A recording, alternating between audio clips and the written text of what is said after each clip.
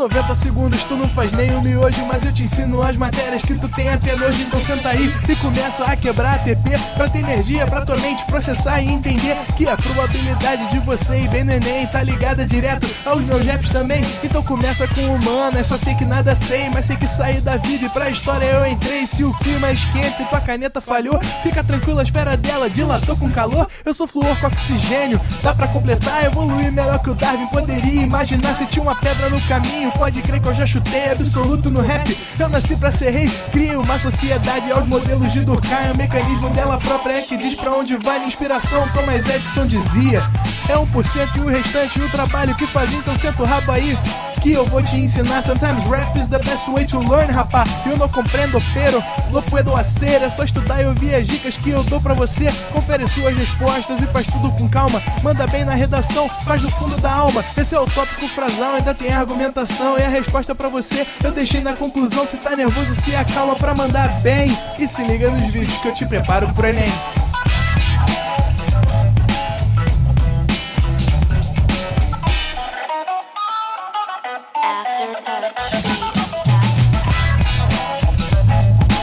Proenem.com.br, você bem preparado. Eu já tô de mau humor. Eles extraviaram a minha camisa do Proenem aqui dentro do estúdio. Eu tô numa situação aqui conturbada, mas não é isso. O problema é o seguinte, eu sou um cara rebelde.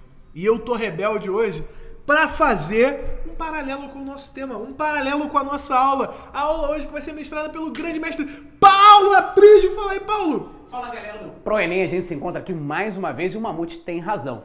Hoje, rebeldia, hoje, de certa maneira, aí, um pouco de ousadia e, sem sombra de dúvida, muita, mas muita história a gente vai usar na aula de hoje. Porque o tema da nossa aula de hoje é sobre o quê, Mamute? É sobre a geração... Geração Coca-Cola. Depois de 20 anos na escola, não é difícil se formar. Galera, existem poucas gerações durante o século XX que receberam adjetivos tão contundentes como a geração da década de 80.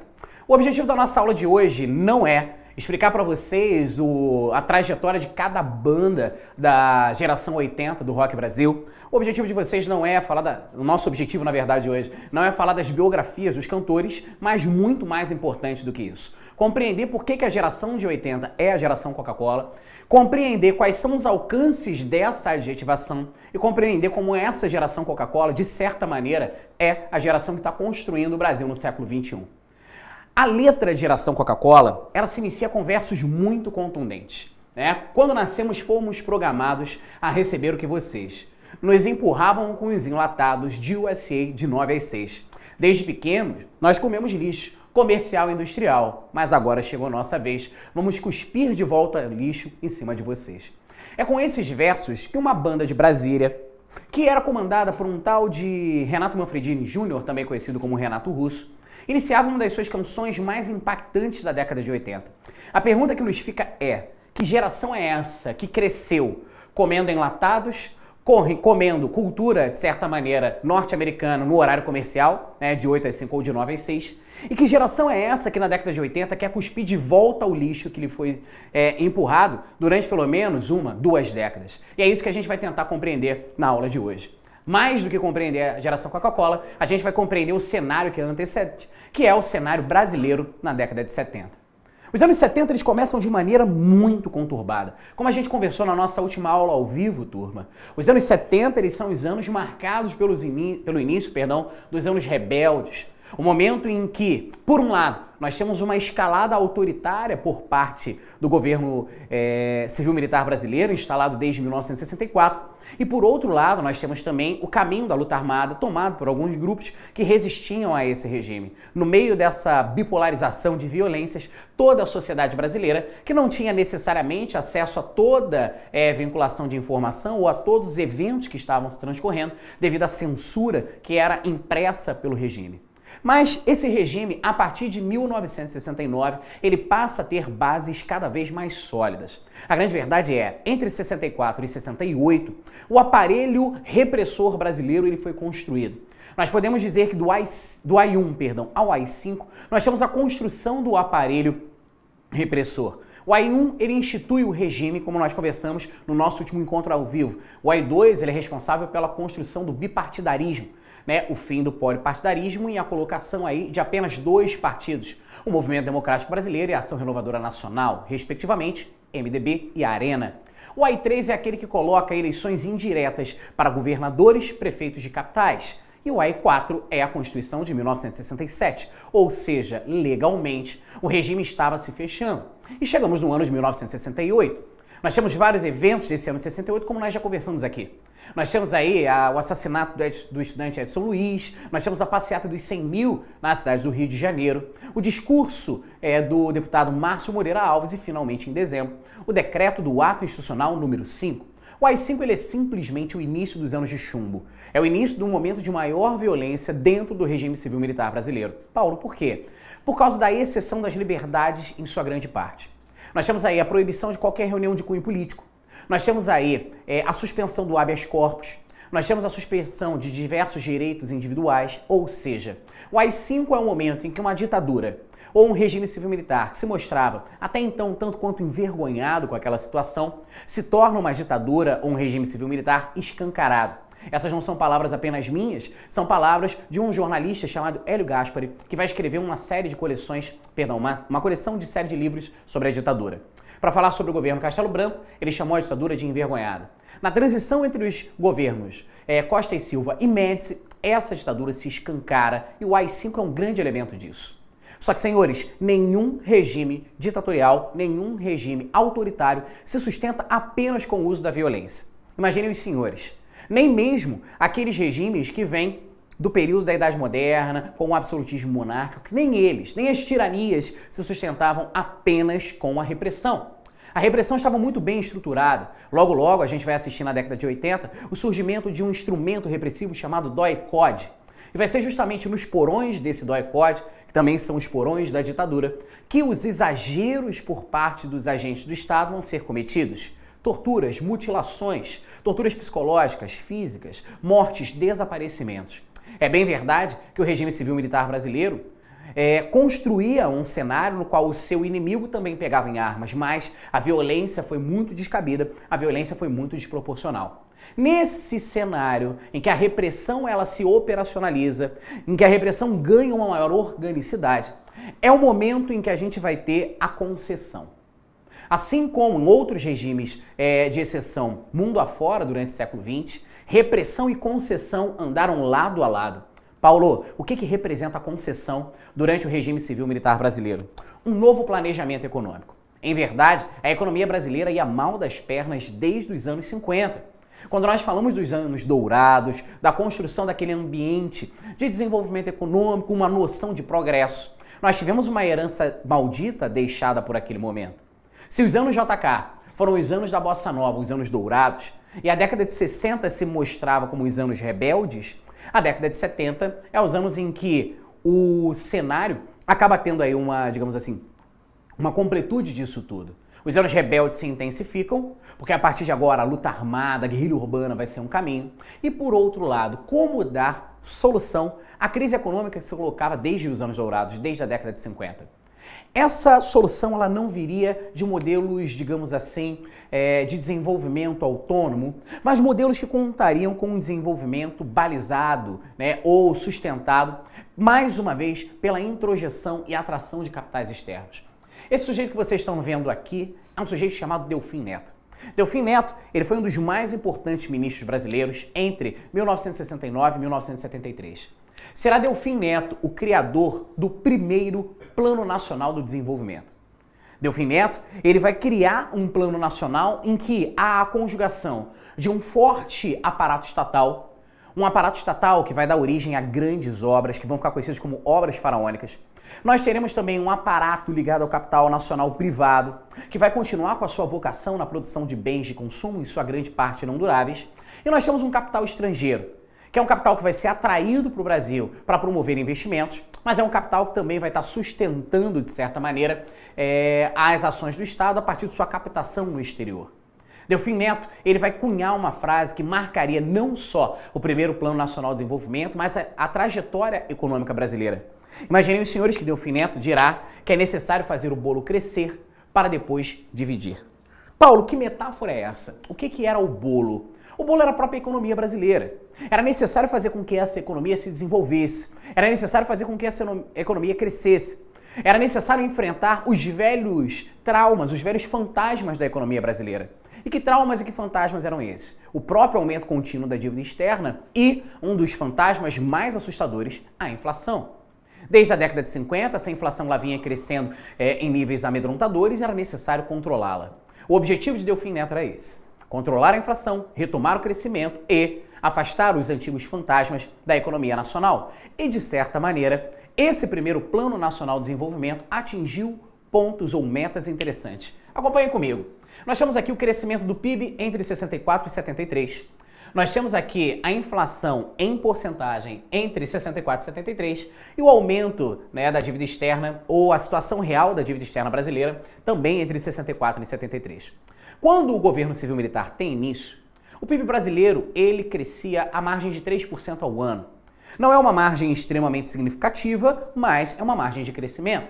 Lembrando que o Produto Interno Bruto é um dos índices que podem ou não medir o crescimento de um país. O Produto Interno Bruto, ele se refere a toda a produção interna bruta dividida por habitante. Ou seja, esse PIB, ele pode, de certa maneira, expressar um número muito grande e isso não se refletir num ganho real para os trabalhadores ou para o homem comum.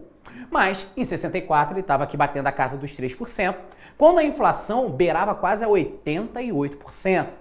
Isso significa dizer o quê, Paulo? Simples. Inflação não é ruim. Inflação descontrolada é que é muito pejorativo, é que é muito negativo. A ideia aqui, segundo o PND, segundo o Plano Nacional de Desenvolvimento, era intensificar o crescimento e controlar a inflação. Vejam vocês o que acontece entre 1964 e 1967. O crescimento varia entre 2, 3, batendo em 66 o pico de 7%. A diferença viria entre os anos 68 e 73. Entre 68 e 73, o Brasil apresentaria uma média de crescimento que giraria em torno de 10 a 11%, atingindo um pico aí em 1973 com 14% de crescimento. Esse crescimento é um crescimento absurdo, cavalar, significativo. A grande questão é, Paulo, a população sentia diretamente esse crescimento? De certa maneira, não. Por quê, Paulo? Porque a maior parte da população não tinha acesso a esse crescimento propriamente dito. O bolo ainda estava crescendo, ainda não era a hora de reparti-lo. A dívida externa, claro, acompanha esse crescimento. Nós saímos de um patamar de 3,9 bilhões de dólares em 1964 para o patamar de 12,6 bilhões de dólares em 1973. Mas este era o custo do desenvolvimento. Um desenvolvimento que vai ser alavancado muito pelas indústrias de bens de consumo duráveis, como a indústria automotiva, que é intimamente ligada a esse modelo de desenvolvimento. Na verdade, a indústria automotiva está ligada ao desenvolvimento brasileiro desde a década de 50. Quando o JK promete os seus 50 anos em 5, ele faz com que o modelo adotado seja o rodoviarismo, e aí os automóveis e demais veículos movidos a combustão interna são necessários. E dentro desse desenvolvimento brasileiro, não só a atração de capitais externos ia ser um ponto importante, nós também temos o papel das grandes obras do Estado. Obras que vão ficar apelidadas de obras faraônicas. Paulo, por que esse nome? A metáfora não é à toa, a comparação não é gratuita. Obras faraônicas porque são obras de grande magnitude. Obras como, por exemplo, a usina binacional hidrelétrica de Itaipu, que vai ser construída numa associação entre o governo brasileiro e o governo paraguaio. No momento da criação, de construção da usina, você teve vários problemas, diversos atritos diplomáticos na região do Cone Sul, porque afinal de contas a usina binacional é construída entre Brasil e Paraguai, mas interferiria em parte dos fluxos hidrográficos da região, o que poderia acarretar problemas, por exemplo, para a Argentina, que levanta uma bandeira de preocupação, mas, enfim, resolve-se diplomaticamente. Alguns mais antigos sustentam a tese de que a usina hidrelétrica de Itaipu ela poderia também ser chamada de bomba d'água brasileira. Existe um mito de que caso se abram todas as comportas de água de Itaipu com a sua máxima lotação, Buenos Aires ficaria embaixo d'água. É óbvio que isso nunca foi testado, acredito também que não vai ser. Fala, Mamute. Infelizmente, né? Mamute ele tem um grande apreço, pelos portenhos, pelos argentinos. Amigo, se você tirasse o alfajor da Argentina, você podia murar e alagar, a gente ganhava uma praia ainda e ficava com o alfajor. Cara, que mundo perfeito é esse? quanto amor. Gente, olha só. Pessoal, vamos lá. Sem sentimentos muito xenófobos, por favor, vamos enfrentar o amor. Não é uma questão... Assim, xenofobia é uma questão de preconceito. Não é preconceito se você já conhece e odeia com motivos embasados. Né? Então, no caso do Mamute, é conceito, tá? É pleno conceito. Pessoal, enfim, tomem suas opiniões aí. A grande questão é, a usina binacional hidrelétrica de Itaipu, quase não consigo completar a frase, ela vai ser um dos elementos estratégicos para o desenvolvimento brasileiro. Afinal de contas, ela está gerando o quê? Justamente energia elétrica. Calma, respira, Paulo, respira. Ela está gerando energia elétrica que vai ser um dos pontos fundamentais para o desenvolvimento industrial brasileiro a partir de então. Só que além da usina binacional hidrelétrica de Itaipu, a gente vai ter outras obras, como por exemplo a Transamazônica. A Transamazônica ela não é, digamos assim, o maior sucesso das empreitadas do Estado brasileiro aí da década de 70. Isso por quê, Paulo? A Transamazônica ela sustenta um sutil apelido. Dizem que ela liga o nada ao lugar algum. Por que isso? Ela é uma rodovia que cruza do Nordeste ao Norte brasileiro praticamente todo o território. Só que é uma rodovia que foi aberta no meio da floresta. Abrir uma rodovia no meio da floresta já é complicado. Agora imagina que essa floresta é a floresta amazônica. O que a gente tem na floresta amazônica? Primeiro, solos com uma camada de proteção de humus muito densa, muito grande, porém são solos mais pobres que não funcionam muito bem para a agricultura. Então você levar a população para ocupar a região amazônica para plantar não dá muito certo. Segunda questão, nós estamos falando da floresta amazônica. É uma das maiores florestas do mundo. Todo dia chove ali. Das 5 da tarde, você tem, pelas funções climatobotânicas locais, né, depreciações, chove. Agora imagina você abrir uma rodovia no meio da floresta, em que a floresta o tempo inteiro tenta tomar o espaço da rodovia de volta. Essa é uma das contradições das obras daquele período. Mas uma das obras que se tornaram, digamos assim, cartões postais das obras faraônicas do regime civil-militar foi a Ponte Presidente Costa e Silva ou Ponte Rio-Niterói. Mamute, vou te fazer uma pergunta. Você saberia me dizer quantos quilômetros separam o continente africano do continente europeu pelo Estreito de Gibraltar? Chuta aí se você não souber. Pelo Estreito de Gibraltar? É a menor distância entre o continente africano e europeu. Sim, pelo Estreito de Gibraltar. Chuta um número qualquer aí. Chutaria? Em quilômetros. Bom, sabendo que o Canal da Mancha tem 14 km, eu chutaria que o Estreito de Gibraltar tem uns 6,5 km. Errou pela metade. O Estreito de Gibraltar tem 11. Ele é um pouquinho menor que o Canal da Mancha. Você foi num número bem próximo, foi bem legal. Geografia... Eu fui catando ali porque eu sabia quanto tinha o Canal da Mancha, então eu fui tentar ali. Bom, o Estreito de Gibraltar tem 11, o Canal da Mancha tem 14. A Ponte de Niterói tem 13 quilômetros construídos de ponte. Rapaz. Pô, Paulo, que besteira, não, é muito grande. Amigo, é do tamanho da linha amarela. A linha amarela liga a Ilha do Governador a Nárnia, a Barra da Tijuca. É muito grande a ponte, cara. É muito grande. Pra você que tá ouvindo a gente, sei lá, do Acre, de Roraima, e não faz a menor ideia do que é a linha amarela, a linha amarela é uma das vias que corta a cidade do Rio de Janeiro, uma das vias de ligação mais longas e mais importantes. Você aí que é de Roraima, do Acre, imagina que tem uma ponte que liga o seu estado à terra. Enfim, gente, olha só o que está acontecendo aqui. Nós temos uma ponte que cobre 13 quilômetros de extensão. Ela só foi superada atualmente por uma ponte chinesa, mas aí os chineses não contam. Mentira! Né? Ela foi superada pelos chineses, mas aí China também não conta. Né? Maior população, maior muralha, maior ponte, maior ilha elétrica, sabe-se lá mais o que, maior Jack Chan, o negócio é sério lá na China. A grande questão é, a ponte Rio-Niterói ela tem 13 quilômetros de espaço construído. É maior do que o espaço que separa a África do continente europeu e é quase do tamanho do espaço que separa a Inglaterra do território francês. É uma obra vultuosa que foi apelidada de cemitério de nordestinos. Pô, Paulo, que besteira, que preconceito, por que isso? Não é à toa, não é gratuito. Afinal de contas, foi esta ponte responsável pela atração aí de um grande contingente populacional, não à toa nordestino, para a região sudeste, em especial a cidade do Rio de Janeiro. E toda a construção civil alavanca, chama muito a população aqui para o Cone Sul. Sobretudo aquela região que a gente chama de Sul Maravilha, que vai incluir aí não só o Sudeste, mas também a região Sul como um todo. A concentração de capitais acaba atraindo muita população. E é justamente com essa ideia das obras faraônicas que o governo ia apresentando o seu projeto de desenvolvimento. A impressão que dava é que ninguém era capaz de segurar o Brasil, crescendo 10, 11, 14% ao ano. A ideia é que este era um país que ia para frente. e que se você não concordava com tudo que estava acontecendo, o Brasil era para amá-lo ou para deixá-lo. Essa propaganda ufanista ela vai ser operacionalizada principalmente por uma agência especial, a ERP, Agência Especial de Relações Públicas. É a ERP, por exemplo, que vai estar pegando slogans que não eram propriamente do Estado e transformando eles em slogans estatais. É o caso do Brasil Ame ou Deixe. Esse slogan ele foi desenhado pela Operação Bandeirantes, a OBAN, um grupo que foi designado para combater a guerrilha do Araguaia, isso no interior da Amazônia.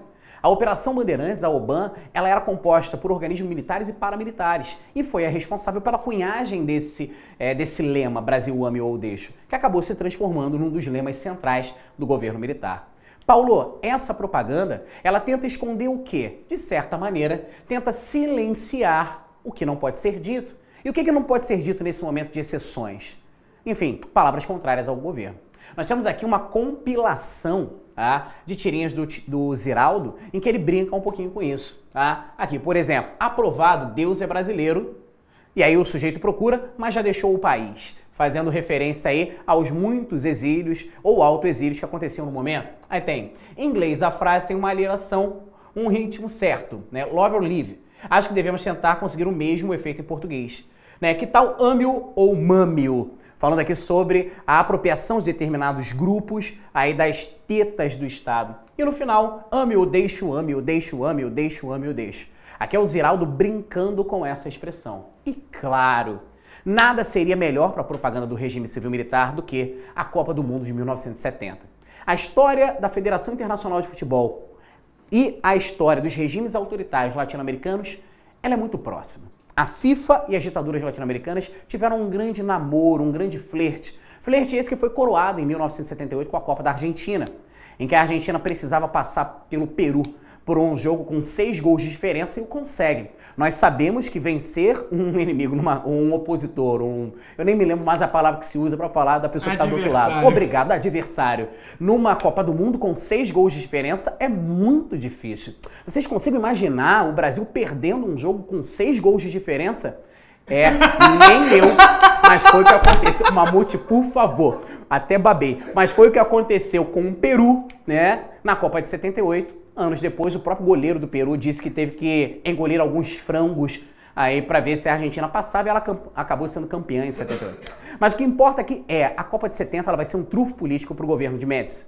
Esse soquinho, né, que vai ser dado pelo Edson Arantes do Nascimento, ou o seu famoso Pelé, ele vai acompanhar a conquista brasileira.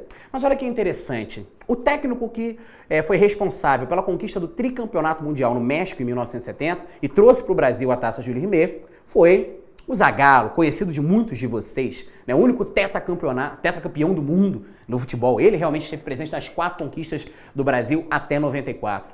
Mas ele já era velho em 1970. Para você ter ideia, Mamute, mas ele não foi o primeiro técnico que decidiria a armação técnica do Brasil naquele momento. Primeiro foi convidado um radialista, jornalista esportivo, um cara muito atuante, um camarada chamado João Saldanha. Diga-se de passagem, o cara. O cara. João Saldanha é aquele tipo de jornalista que não tem papas na língua. Ele deixou uma geração de jornalistas esportivos que hoje talvez encontra eco em nomes como José Trajano, Juca Kfouri, né? Nem sei se eu posso falar o nome deles aqui, mas enfim. Não só pode, como já falou, agora já era, tá ouvindo? Enfim, eu posso falar também de Álvaro Mamute, né? Um cara aí muito obrigado. Que são jornalistas esportivos, no caso, com uma grande atuação. Era o caso do João Saldanha. João Saldanha, ele nunca escondeu as suas convicções, nem futebolísticas, nem ideológicas. João Saldanha era marcadamente um cara das esquerdas. Era contra o regime militar e vai ser justamente essa característica que vai levá-lo a deixar a seleção, ou melhor, ele vai ser deixado da seleção momentos antes do início da Copa. O que importa esse momento é um momento de definições. E aí, turma, é importante marcar quem é a seleção brasileira que representa a nação e quem estaria no extremo oposto. Quais são as esquerdas, ou melhor, qual é a esquerda que o Brasil pode confiar? Ele pode confiar em Gerson, Rivelino e Tostão, que é o que está trazendo essa matéria aqui. Olha, nessas esquerdas o Brasil confia.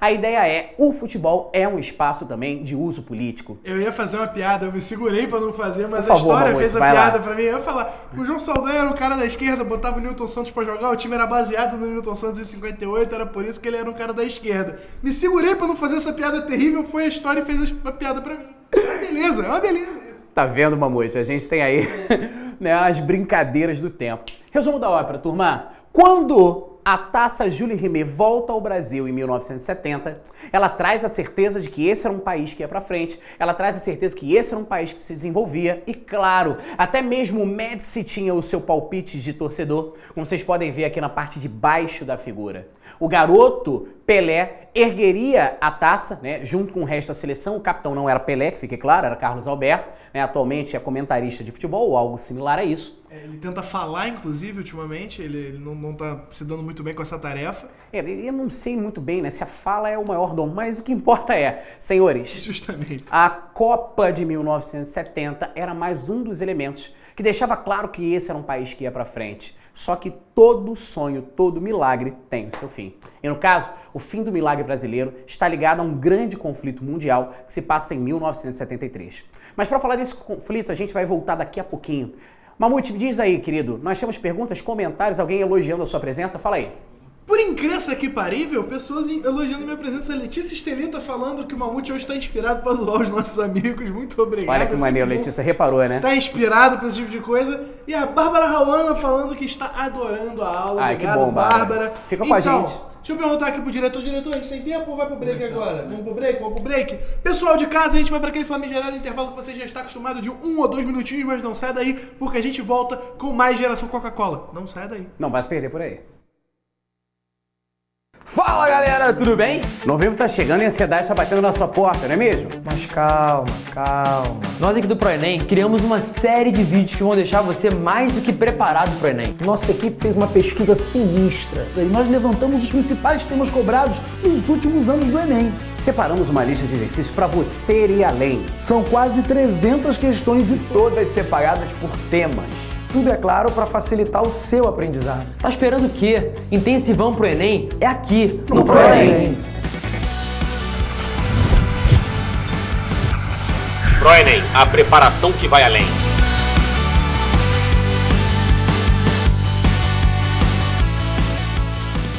Ei, colega, nem eu. Qual é o ônibus que eu pego aqui pra poder ir lá pro Flamengo? Por causa que tem uns amigos meus que vai andar de bicicleta lá no aterro. Ah, parou! Some daqui! Galera, não dá pra escrever na redação Flamengo por causa aqui, né? Você até precisa conhecer a variante coloquial, mas você precisa dominar a norma padrão. E isso você só vai conseguir aqui comigo nas aulas de língua portuguesa do ProEnem. Conto com você!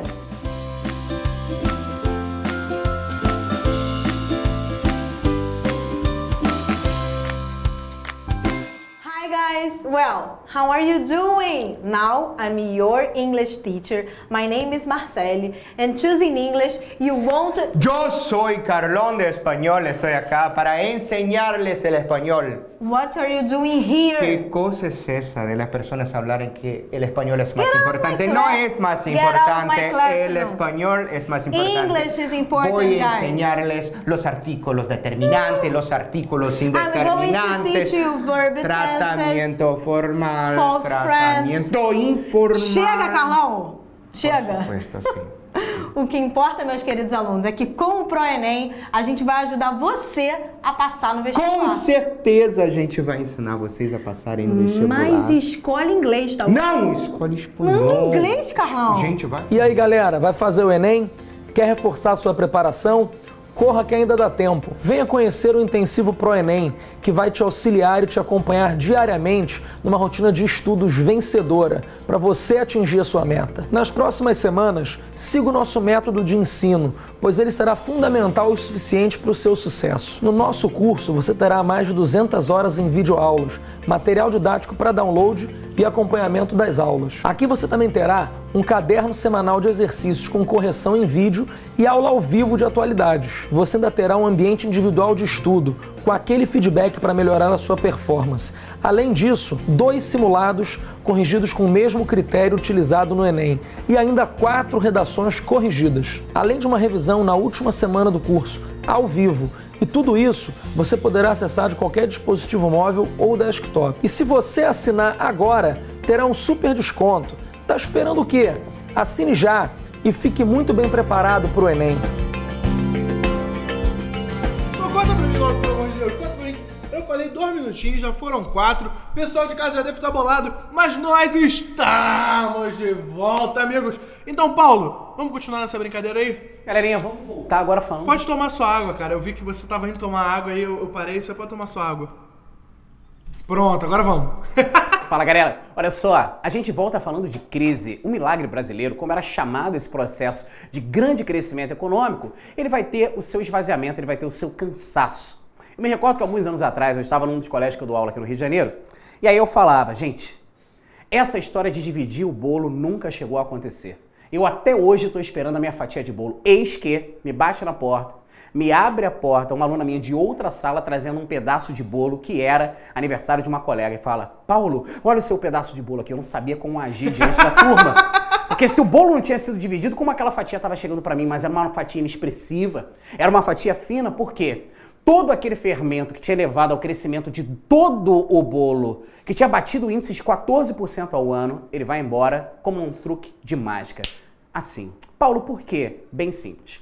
Boa parte desse capital que estava engrossando a economia brasileira era um capital externo de giro, ou seja, é um capital que ele entra no sistema financeiro, bancário e nacional como um todo, gira a economia, ou seja, ele cresce, mas ao menor sinal de risco ele vai embora. E é o que vai acontecer com os capitais externos no Brasil investidos naquele momento. Paulo, por quê? Década de 70, mais precisamente 1973. Nós temos uma ação conjunta do Egito e da Síria contra Israel. Paulo, o que eu tenho a ver com isso? Não se esqueçam, nós estamos falando de um mundo que ele é interconectado. Uma coisa que acontece em Israel ou na Síria pode ter ligação direta com a sua vida e é o que está acontecendo agora em 73.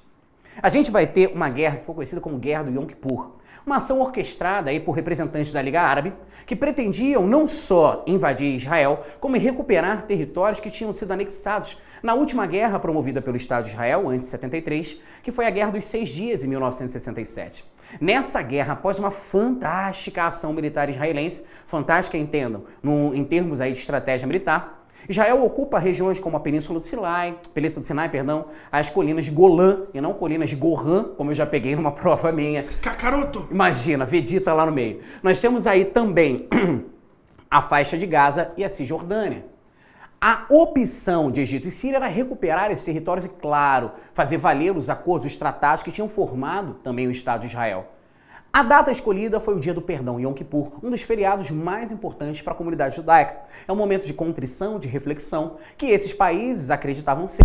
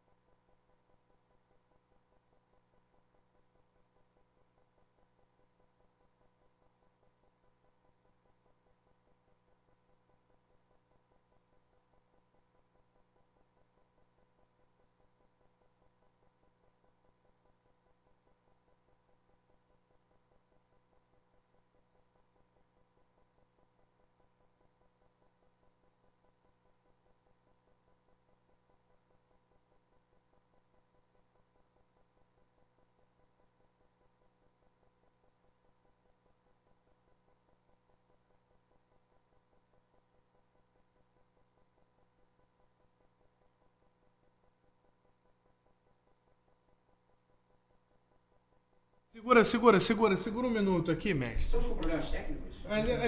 A direção me pediu para segurar um segundo aí. Tudo bem.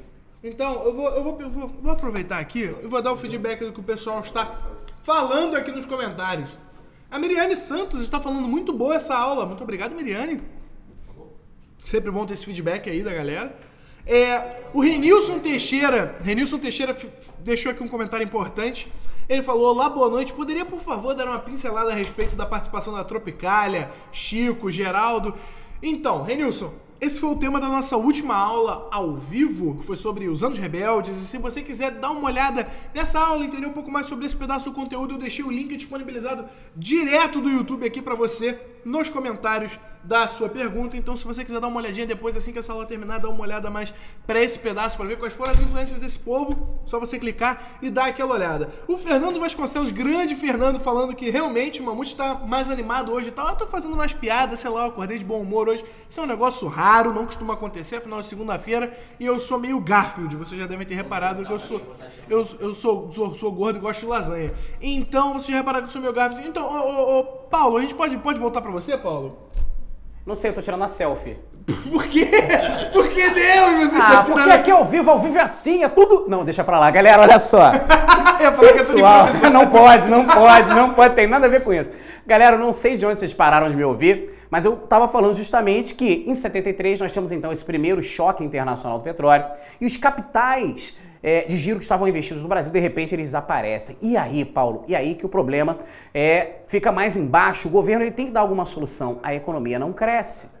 É a partir dessa falha no projeto do milagre econômico que a gente vai ver uma remodelação da atuação do Estado brasileiro.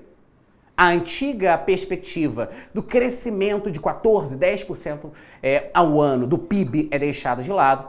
E o próximo governo que viria, que é o governo Geisel, ele vai ter nas mãos um gigantesco pepino. Paulo, que pepino é esse? Retomar o crescimento. Não é à toa que a gente vai ter o desenho do segundo Plano Nacional de Desenvolvimento, cujo um dos pratos principais, carros-chefes, era uma saída energética ao petróleo. No caso, eu estou falando de um projeto para um novo combustível de queima para motores automotivos, que vai ser um projeto conhecido como pró-álcool. Hoje em dia, a nomenclatura álcool deixou de ser utilizada. Chegou-se à conclusão, aí, principalmente por estudos do governo, que a denominação de álcool ela era um pouco pejorativa, levando aí a crença no alcoolismo, etc, etc, etc.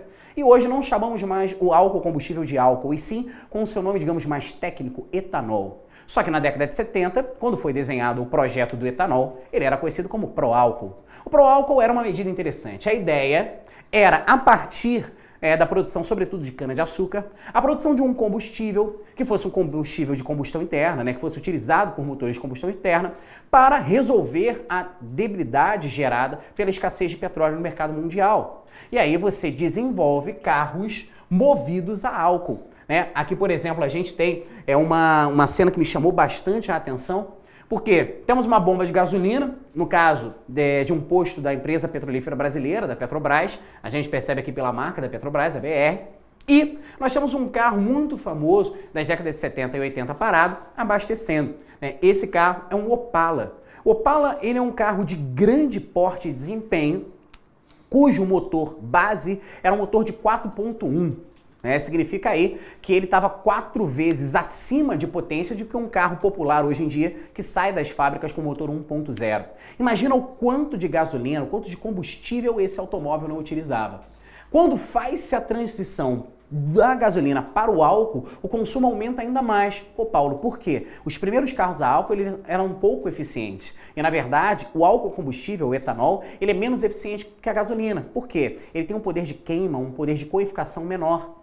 A queima é menor porque ele é um combustível frio, ao contrário da gasolina, que é um combustível quente. Porém, o álcool se mostrava uma saída interessante para aquele momento.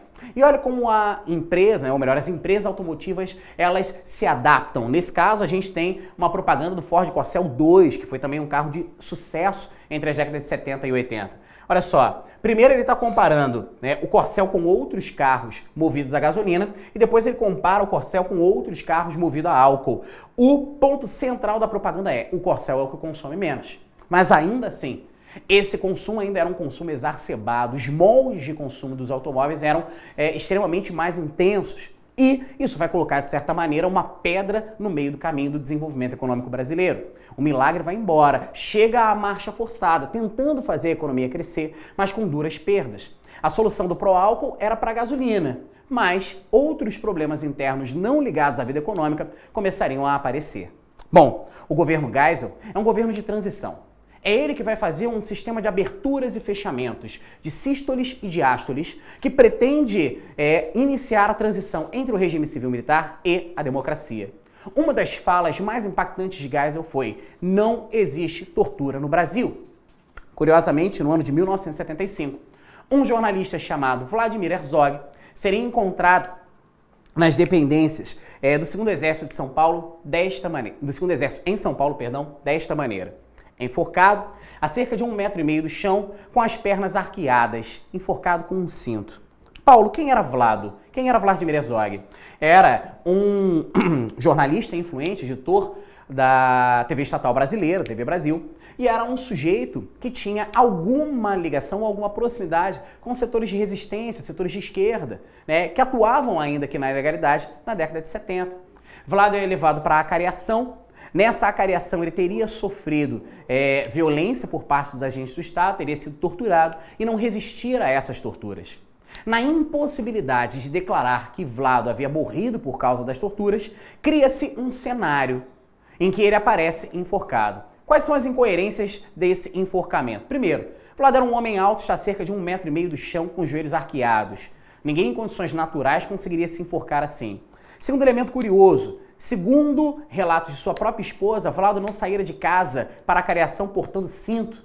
Como é que ele se enforcaria com um cinto? Fala, Mamute. Mais do que isso, nenhum preso dentro do estabelecimento do Segundo Exército podia usar cinto. Eles eram todos eram retirados. Os cintos eram retirados. E aí ele pediu... Alguns até sem sapato. Né? E aí o que ele fez, Mamute? Ele pediu: ei, carcereiro, dá um cinto aí. Coronel, libera meu cinto aí, por favor. Tem um terceiro jacaré, elemento. por favor. E aí, Mamute, tem um terceiro elemento que me chama também a atenção, que é a origem religiosa de Vlado. Vlado era judeu. Dentro da tradição hebraica, da tradição judaica, que fica também para a tradição cristã, aqueles que se suicidam, que dão cabo da sua própria vida, não têm a garantia do reino dos céus. Pois é. E aí o que acontece? Quando nós vemos o velório de Vlado e depois o seu próprio sepultamento, o ato do velório, o ato do sepultamento se tornam grandes atos ecumênicos, em que você tem a presença não só de referências judaicas, mas referências de outras religiões, que vão ali acompanhar e prestar condolências em sinal de respeito. Um dos eventos mais interessantes ligados ao sepultamento de Vlado foi: aqueles que se enforcam, aqueles que se matam, não são sepultados na área central dos cemitérios israelitas, e sim na sua periferia, marcando simbolicamente essa não entrada nos reinos do céu. Vlado não. Vlado foi sepultado numa área central do cemitério. Qual era o recado que era dado? Não acreditamos na tese de enforcamento. Felizmente, há pouco tempo atrás, a família de Vladimir Herzog, que montou um instituto, inclusive chamado Vladimir Herzog, conseguiu, junto ao Estado brasileiro, a sua certidão de óbito, tendo aí como comprovação os maus tratos, a violência que foi sofrida por Vladimir Herzog. De certa maneira, um capítulo da história brasileira se fechava com essa certidão, reconhecendo o exagero do Estado. Mas não seria somente Vlado que morreria naquela transição entre 75 e 76. Em janeiro de 76, esse operário chamado José Manuel Fiel Filho, ele também seria levado para a acariação em São Paulo e também seria encontrado morto um dia depois, 24 horas depois, no Segundo Exército. À época, o comandante do Segundo Exército era um sujeito chamado Ednardo Dávila. Ele vai ser exonerado do seu cargo, vai perder o seu cargo, né? Sofrerão também reações do ministro da Guerra, que era o Betlen, dentre outros. Né, o próprio nome mais forte da linha dura, que era um Silvio Frota, ele também vai perder espaço, primeiro no Ministério da Guerra, depois perdendo outros cargos. Era uma tentativa do Geisel de isolar a chamada linha dura, para tentar garantir que a condução para a democracia fosse consolidada após o seu governo. É bem verdade que não foram só medidas de abertura que nós tivemos, né? Nós tivemos também medidas de fechamento, como por exemplo o pacote de Abril. O pacote de Abril criava um negócio esquisito, que era o senador biônico, né? De cada dos 3 senadores eleitos por cada estado, apenas 2 seria por voto direto, 1 seria por voto indireto. nós temos a fusão do estado da Guanabara, que hoje corresponde ao município do Rio de Janeiro, com o estado do Rio de Janeiro, também diminuindo o número de senadores, de deputados federais desse conglomerado. Nós temos aí o aumento do mandato presidencial para 6 anos, no caso do próprio Geisel. Uma lei de imprensa, de propaganda, que foi conhecida como Lei Falcão. Nesse período, as propagandas políticas não poderiam conter voz, fala. Aparecia só o nome do sujeito e um pouquinho da sua biografia. Sabe aquela coisa assim? Mamute, né? 69876. Era mais ou menos o que acontecia. Justamente para quê? Para evitar qualquer tipo de crescimento da oposição, que era o MDB, que estava crescendo a largos passos na passagem da década de 70 para a década de 80. Essa década de 80, ela se iniciaria com elementos muito importantes, como, por exemplo, o sancionamento, a aprovação de uma lei, que era a Lei de Anistia, já em 1979, já durante o governo Figueiredo. A Lei de Anistia é um dos marcos centrais no processo de abertura, que vai ser uma anistia ampla, geral e irrestrita. A ideia é que todos os prisioneiros, presos políticos, ou aqueles que sofreram algum tipo de punição ou perseguição política durante o regime fossem anistiados. Só que o brinde, digamos assim, não desejado da lei de anistia ampla, geral e irrestrita acabou sendo a inclusão dos agentes de Estado dentro dessa anistia. Ou seja, quem lutou contra o regime e quem foi agente do regime, cometendo ou não violência, seriam anistiados. O que se tenta hoje, por muitos setores da sociedade brasileira, é a revisão dessa lei de anistia. Mas a anistia não seria o único exemplo da nova política que estava se construindo. Vocês veem aqui, por exemplo, o ex-presidente Luiz Inácio Lula da Silva fazendo campanha em prol da anistia. Pô, Paulo, em 79 o Lula já era conhecido já. O Lula, ele é um dos grandes nomes do novo sindicalismo. Aqui, por exemplo, vocês veem o Luiz Inácio numa das primeiras greves gerais que nós vamos ter em São Bernardo do Campo. Mamute, você tem algum comentário? Companheiros e companheiras, nunca na história desse país. Não, só pra dizer que, cara, a força que o Lula tem nessa época já é absurda, cara. Impressionante. E é engraçado, um negócio que pra mim é engraçado pelo menos, como ele demorou tanto tempo pra ser eleito. Porque, não tô dizendo que ele é o candidato mais bem preparado, não sei o que, não sei o que. Não quero entrar no mérito político, eu quero entrar no mérito de popularidade. Como ele demorou tanto tempo pra ser eleito depois que a democracia se abriu, cara. Isso Mamute. Uma coisa pra mim é incrível. Eu acho que parte da resposta para os seus anseios eu tenho nesse slide.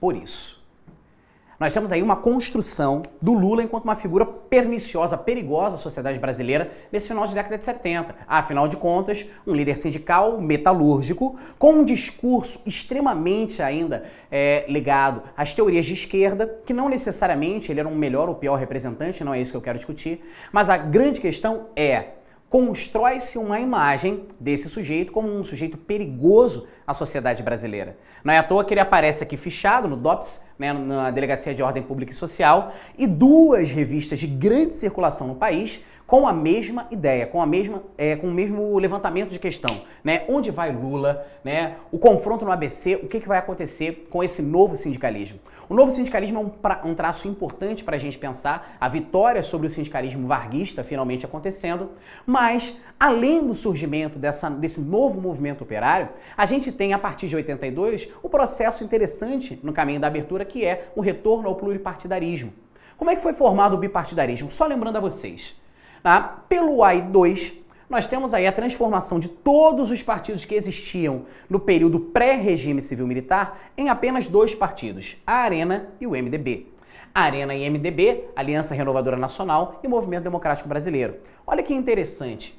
Quem compunha em grande parte a Arena eram políticos advindos da UDN, a União Democrática Nacional, aquele mesmo partido de Adhemar de Barros em São Paulo e no estado da Guanabara de Carlos, bem lembrado por Mamute, Frederico Lacerda. E do outro lado, em sua grande parte, os outros 2 partidos de vulto, que eram o PTB e o PSD, vão se dividir em parte maior pelo MDB. Quando nós temos o fim da Arena e do MDB, surge uma série de novos partidos. Vai surgir o PDS, que é um partido de continuidade, o Partido da Democracia Social, um partido de continuidade da Arena. Vai ser refundado o PTB.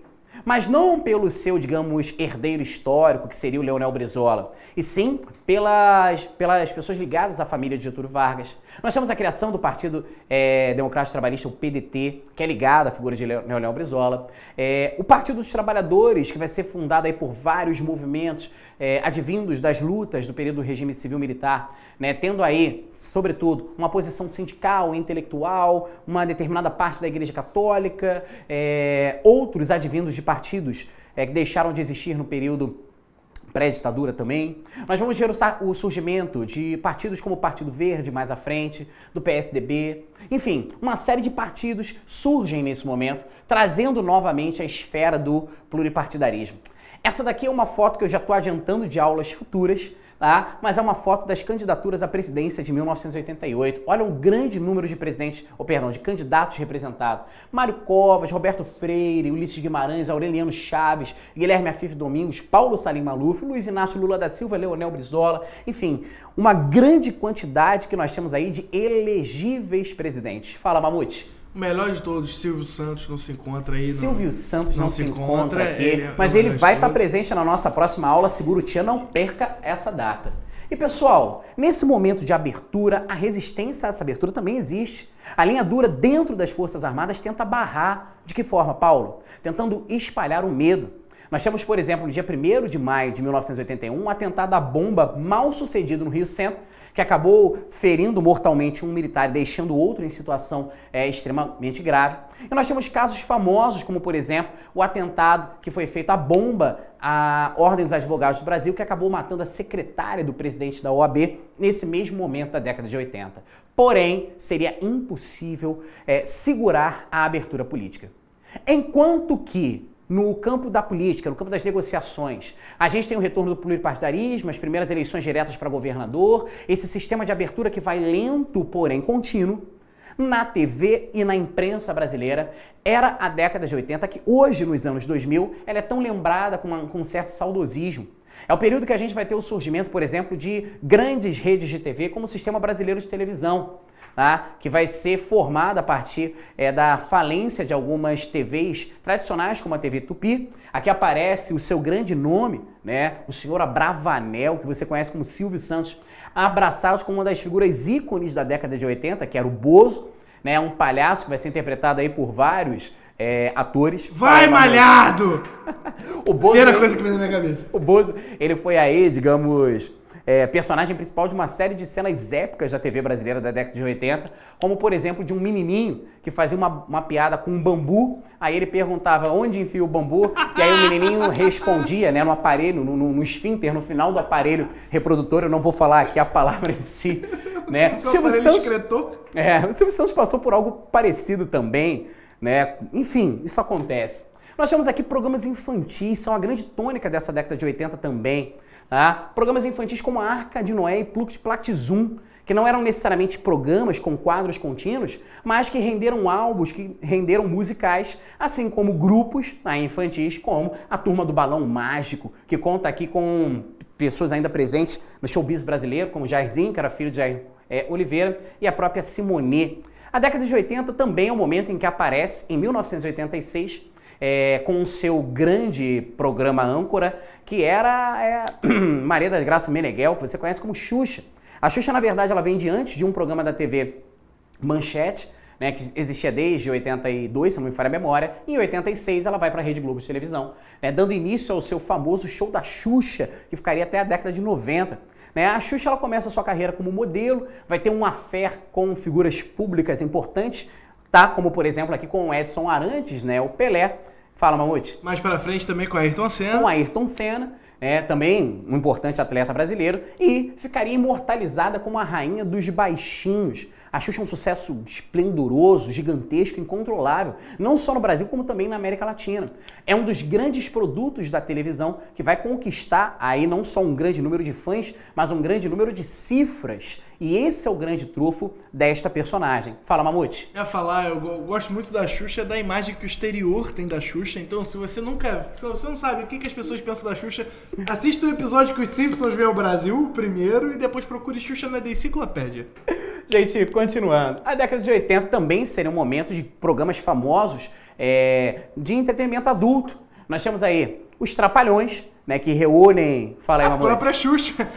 Eu não, enfim, não quero comentar, não quero ser processado, olha só. A gente tem aqui, né, programas como os Trapalhões que faziam um imenso sucesso entre a década de 70 e a década de 80, né, reunindo aí vários estereótipos, né? Nós temos um nordestino que era interpretado pelo Renato Aragão, né, o Didi, o negro que era o Mussum, né? O Mussum, na verdade, ele vem de uma tradição do samba, ele era sambista, de um grupo muito interessante, os originais do samba, só que ele já era um cara extremamente irônico, satírico, acaba sendo puxado pro humor. Nós tínhamos o Dedé, que ele fazia o papel, creiam vocês ou não, de um certo galã, né? Era ele que conquistava as mulheres. E tinha o Zacarias, né? Que era o sujeito careca, né? Secretamente ou não homossexual. Ou seja, você tem aí vários estereótipos traçados. O grande ícone da TV, que era o Chacrinha, né? O Chacrinha, ele é um dos maiores comunicadores que a TV brasileira já teve, melhor dizendo, né? Famoso por tacar bacalhau, abacaxi pro público e dar sua buzina no show de calouros. E claro, nós já temos o surgimento dele, né? O gordinho mais famoso da TV brasileira, que era Fausto Silva, né? Que tinha um programa chamado Perdidos da Noite. Nessa época, todo grande âncora, apresentador, né, lançava produtos como, por exemplo, a gente tem aqui, olha, Fausto Silva apresenta Perdidos da Noite do rock. Você podia comprar um álbum com seleções de rock, levando aí o Fausto Silva para casa. Mas, se a TV brasileira estava aí se modernizando, o cenário musical também. Nós temos bandas jovens com uma nova pegada rock and roll. Não mais aquele rock and roll da década de 50, da década de 60 e 70, que era mais ligado à Jovem Guarda, mas o novo rock Brasil, ou o Brasil Rock 80, com bandas como, por exemplo, que ainda estão na atividade, grande parte delas, como Kid Abelha, né, de uma das musas do Rock 80, que era a Paula Toller. Nós temos bandas como os numerosos Titãs. Aí os Titãs, eles tinham um molde de componentes. E os Titãs, a cada nova formação, cada integrante que perde, os Titãs conseguem ficar melhor. Isso é inacreditável até hoje. Daqui a pouco só vai ter um, né? Só vai estar lá o Tony Bellotto cantando sozinho. Mas, cara, os Titãs marcam uma era, uma banda muito importante de São Paulo, ligada a movimentos culturais. Quem estava surgindo nesse momento como comunicador era o Serginho Grossman, né? É da mesma geração, é uma geração anterior à dos Titãs, assim, então eles convivem ali num cenário musical paulistano. Nós temos aqui no Rio de Janeiro também bandas como a banda Paralamas do Sucesso, né? Um power trio fantástico e, claro, a irreverente Blitz. Irreverência também não ficava só com a Blitz. Nós tínhamos bandas como, por exemplo, o Ultraje Rigor, do Roger, né? Que hoje em dia acompanha um determinado comunicador de TV, né? Que era uma banda também muito irônica, famosa por hits como Inútil, como Nós Vamos Invadir Sua Praia. Inútil é muito bom, e tem aquela também do Eu Não Tenho Nada Pra Fazer, também não tenho nada pra dizer, né? Só pra garantir esse refrão, eu vou te ensinar o palavrão aparelho escritor. Muito bom, cara. E aí, gente, nós temos nesse cenário o surgimento de um lugar especial pro Rock Brasil, que era o Rock de Brasília. Aqui vocês veem a formação de uma das bandas que mais marcaria o rock brasiliense, que é uma banda chamada Aborto Elétrico. Aborto Elétrico, ele tinha nos vocais um sujeito chamado Renato Manfredini Jr., que você vai conhecer como Renato Russo. Renato Russo é um dos grandes nomes do rock Brasil, apesar de não ser o único, nem talvez o mais importante, mas é um dos nomes que vai ficar mais eternizado por causa da sua produção e da sua biografia. O Aborto Elétrico, ele deixaria de existir e daria origem a outras bandas. Que bandas são essas? O próprio Legião Urbana, e daria também origem ao Capital Inicial, bandas do rock Brasília, que compunham aí esse panteão de bandas junto com outras bandas, como por exemplo, Plebe Rude. Aqui no Rio de Janeiro, o Legião Urbana, ele lançaria o seu primeiro álbum com o título Legião Urbana e tem canções como, por exemplo, Será, dos ícones da banda, a Dança, Petróleo do Futuro, que saiu aqui junto porque eu errei, Ainda é Cedo, Perdidos no Espaço, Geração Coca-Cola, que dá tema à nossa aula, o Reggae, Better Morning of Blues, nós temos Soldados, Teorema e Por Enquanto. Esse álbum é um álbum clássico, assim como também seria clássico o álbum desta banda de lançamento, que é o Barão Vermelho. Tá? Quando a gente pega aí bandas como Legião e Barão Vermelho, nós temos aí estéticas completamente diferentes, propostas completamente diferentes, mas um mesmo público. Uma geração que cresceu nos anos do milagre econômico, uma geração que cresceu durante o regime civil-militar e que agora queria mostrar sua cara, queria pela primeira vez votar para presidente. E no ano de 1984 nós tivemos uma campanha nesse sentido. Uma campanha conhecida como as Diretas Já. um dos maiores movimentos de massas de ruas pluripartidário, heterogêneo que o Brasil já conheceu. Um movimento que vai colocar lado a lado Leonel Brizola, Ulisses Guimarães, Tancredo Neves e Fernando Henrique Cardoso. Um movimento que vai ser colocado a partir de uma emenda, a emenda Dante de Oliveira, que pretendia colocar para 1985 eleições diretas. Mas, infelizmente, isso seria uma bomba na água. Por quê? Apesar do grande clamor para votar para presidente, que aparece aqui, inclusive, na capa desse semanário, que nem sempre era tão ligado assim às aspirações democráticas, apesar de todo o movimento de massas, as eleições de 1985 foram indiretas e colocaram frente a frente o candidato do PSD, o Partido Continuismo da Arena, com a candidatura de Paulo Salim Maluf, e do outro lado nós teríamos a figura de Tancredo Neves. Tancredo havia sido primeiro-ministro na época do parlamentarismo com João Goulart. Tancredo tinha sido um nome forte dentro do MDB e nesse momento era um nome alianciador. Apesar das eleições serem indiretas, há uma grande animação em torno do nome do Tancredo que leva o caneco, ou melhor, leva a faixa presidencial. Leva, mas não assume. Por problemas de saúde, ele acabaria falecendo antes mesmo de assumir a faixa. Existe uma série de, digamos assim, lapsos, lacunas sobre a morte de Tancredo que ainda não foram escritas. Foi uma desvertico envenenamento, né? Argumenta-se que foi uma desverticulite, mas muitos levantam a tese que ele teria sido assassinado. Existem até alguns eventos que chamam a atenção para isso. Por exemplo, uma entrevista que ele concederia a uma famosa jornalista da Globo, que era Glória Maria. Glória Maria foi impedida de ter acesso ao andar em que Tancredo Neves estava hospedado pelos seguranças do hotel, dizendo que ela não poderia entrar. Né? Ela vai a público dizer que foi vítima de uma ação de racismo. Isso mas tira um pouco do foco da questão da morte de Tancredo, mas o que importa é Tancredo leva, ganha, mas não leva. E aí, por um grande acordão político, na impossibilidade, segundo aqueles que estavam jogando o jogo do poder, de realizar-se novas eleições ou que essas novas eleições ganhassem legitimidade, quem acabaria assumindo de fato a faixa presidencial não era o Tancredo, pois estava morto, mas o seu vice. O que não estava previsto em nenhum texto constitucional, em nenhum texto eleitoral, mas ainda assim aconteceu. E o vice de Tancredo era ninguém mais, ninguém menos do que José Sarney. Haja coração, amigo! Haja coração, amigo! E nesses capítulos finais, imagina, um vence e não leva porque morre, Sarney assume. Sarney é um candidato do continuismo. Sarney é ligado às velhas oligarquias que sustentaram o regime civil-militar e, de certa maneira, não representava uma transição assim. Mas 1985 não seria só tristeza, não. Ou melhor, não teria só a morte de Tancredo e o fato de Sarney estar assumindo a presidência. Para fechar a nossa geração Coca-Cola, eu deixo vocês a imagem deste calendário, desse cronograma. Aqui é o cronograma do primeiro Rock in Rio realizado no ano de 1985. Faz isso comigo, não. Mamute, olha o primeiro dia de Rock in Rio. Nós tínhamos Ney Matogrosso abrindo o palco, seguindo de Erasmo Carlos, o Tremendão. Logo depois Whitesnake, e aí você encerra com Iron Maiden e Queen. Queen esse que Fred Mercury... Queen, cara! Queen esse que Fred Mercury, regiu a multidão à sua frente e emocionou a muitos, tá? Ao cantar músicas icônicas como, por exemplo, Love of My Life. Para quem fala, o Rock in Rio antigamente era mais rock, olha só, nós temos um dia que tem Ivan Lins, Elba Ramalho, Gilberto Gil, Roger Roger, James Taylor e George Benson. Um outro dia em que você tem Moraes Moreira, Alceu Valença, Kid Abelha, Eduardo Sec. Então, assim, Moraes Moreira. No Rock in Rio 2001, Mamute. Era só isso. Cara, olha só, o Moraes Moreira no Rock in Rio 2001, eu era um jovenzinho adolescente, mas estava lá presente. Era o Rock in Rio por um mundo melhor.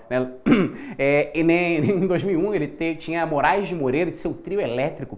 Ele ficava andando na cidade do rock, fazendo um grande show, digamos assim, abaianado. Uma figura um pouco distoante para aquele dia que se terminava com o Red Hot Chili Peppers. Enfim, mas que no meio tinha um Silverchair, um Deftones, enfim, foi sempre uma coisa meio misturada. 1985. É esse o ano inicial da nova República Brasileira. A nova República Brasileira é filha de um regime civil-militar extremamente violento, autoritário, que gerou uma série de incoerências e deixou uma série de traumas. O governo Sarney, ele seria um governo de transição extremamente conflituoso, principalmente marcado por crises econômicas. Mas ao final dele, nós teríamos em 1988 a promulgação de uma nova Constituição, que foi chamada pelo presidente da Constituinte, Ulisses Guimarães, da Constituição Cidadã. Em 1989, um dos momentos mais animados da República Brasileira. A primeira eleição direta para presidente desde 1960. E essa eleição colocaria 2 projetos. Um projeto mais, digamos, de massas ligadas às esquerdas históricas brasileiras, encabeçada por Luiz Inácio Lula da Silva e Brizola, e do outro lado, um projeto mais ligado ao grande capital, ao neoliberalismo, que era encabeçado por Fernando Collor de Mello, era encabeçado por figuras como Afif Domingues, era encabeçado por figuras como Mário Covas, que estavam no outro extremo disso. O segundo turno colocaria frente a frente o candidato operário com o jovem candidato dito da transformação. De um lado, Fernando Collor, de outro lado, Luiz Inácio Lula da Silva, mas isso a gente vai comentar em aulas futuras. Mamute, perguntas, comentários, alguém quer me xingar? Fala aí. Então, vamos lá, nós temos uma pergunta que o Rafael Bulcão, só que ele tem um trema em cima do E, então fica Rafael Bulcão. Fala aí, que Rafa. está falando, o que dizer desse Paulo Aprígio que mal conheço e já considero pacas S2? Um abraço, Paulinho, Rafa. tenho uma pergunta que, apesar de ser bem genérica, considero relevante para o vestibular. Fala aí. Gostaria de saber a importância desse período para a construção da identidade nacional da época e também as consequências que o período trouxe para nossas ideias de Brasil atual. Então, Marília Gabriela agora, bate bola, jogo rápido, eu quero isso em 2 minutos, Paulo. Caraca. O quê? Olha só, gente, vamos lá. Bom, essa geração é a geração que forma, digamos assim, identitariamente, em termos culturais, musicais, intelectuais, os anos 2000. Então, quando a gente pega, né, aquela juventude que nos anos 2000 está fazendo a transição entre o século XX e o século XXI, é uma juventude que teve formação na década de 80. Não é à toa que hoje, tá, de 2000 e alguma coisa para cá, nós temos um saudosismo, uma certa identificação tão forte com os anos 80, inclusive voltando a aspectos de sua estética, aspectos de suas referências. E isso por quê? Porque a década de 80 ela foi muito marcante. É ali que a gente está formando as bases do sistema político brasileiro contemporâneo, atual, né? É ali que a gente está formando as bases do sistema social atual também. E claro, não posso deixar do lado a cultura e a intelectualidade. Na aula que vem, minha querida Maria Gabriela, quando a gente vai falando dos anos 90, e aí a gente vai segurar muito o tchan, isso vai ficar muito claro. A gente vai entender quais foram os traumas deixados pela década de 80, o vácuo deixado pela transição entre essa geração e a geração de agora, e vamos compreender também como o Estado brasileiro vai se reorganizar nesse final de década de 80. Mais perguntas, Mamute? Só isso mesmo, mestre. Pode deixar aí seu abraço, seu beijo. Gente, olha só, é um prazer inenarrável estar essas segundas-feiras com vocês, tá? Espero que vocês continuem acompanhando não só as nossas aulas, mas de todos os nossos colegas. Aqui de segunda a quinta a gente tem aula ao vivo, então não deixe mesmo de nos acompanhar. Aproveita, dá uma passadinha lá no Facebook, curte a nossa página, já nos segue no Twitter? Não? Acessa lá, @proenem. Você pode me seguir também no Twitter se você quiser, @Paulo Aprígio. Se você quiser, pode seguir o Mamute também, @Álvaro Mamute, tá? Estamos em todas as redes, estamos aí no Instagram, no Snapchat, estamos aí no Tinder, onde você quiser, nós estamos presentes, galera. No Grindr também, porque a gente não faz restrição aí, questão homossexual, estamos no Grindr também tudo quanto é O lugar. Mamute hoje tá uma metralhadora, galera, um forte abraço, não vá se perder por aí. Valeu, galera. Muito obrigado pela audiência de todos. Mas por último, nós temos um recadinho do coração aqui. A Carol Santos falando, quero mandar um beijo pro meu pai, pra minha mãe e especialmente pra você, Direton. Que isso? Tom, eu quero explicações aqui. O Rômulo vai ficar com ciúmes, Tom. Qual é a sua explicação pra isso? Ela é minha prima do meu coração. Diz que eu tô mandando um beijo pra ela. Ela é a famosa Dente. Ah, ele é a Dente? Dente! Palmas pra Dente! Quero agradecer a todos aí que ficaram com a gente até o finalzinho derradeiro desta aula. Quero dizer a todos que amanhã nós estaremos aqui de 7h30 às 8h30, assim como estaremos até a quinta-feira desta semana e depois na segunda-feira da semana seguinte. Vocês já sabem. E semana que vem não serei mais Marília Gabriela, eu serei Jacaré. Então bota a mão no joelho, dá uma baixadinha, remexendo gostoso, balançando a bundinha e até amanhã. Corta aqui pra mim rapidinho, olha só pessoal, vai ter um pequeno desafio na nossa próxima aula, é o Seguro Tchan. Então a gente vai estar lançando agora a hashtag Seguro Tchan, acabei de inventar, a produção nem sabe. E seguida aí na hashtag Seguro Tchan, você vai colocar no Twitter ou no Facebook como você quer que o Mamute esteja. Se você quer que ele segure o Tchan como a loira do Tchan, se você quer que ele segure o Tchan como a morena do Tchan, se você quer que ele segure o Tchan como o jacaré do Tchan, é você que vai escolher naquela interatividade. Brasil escolhe tudo, vai lá, boa noite Brasil, um forte abraço, não vai se perder por aí. Valeu galera, hashtag Segura o Tchan e eu quero jacaré, então bota jacaré nessa parada. Beijo nas crianças e até amanhã.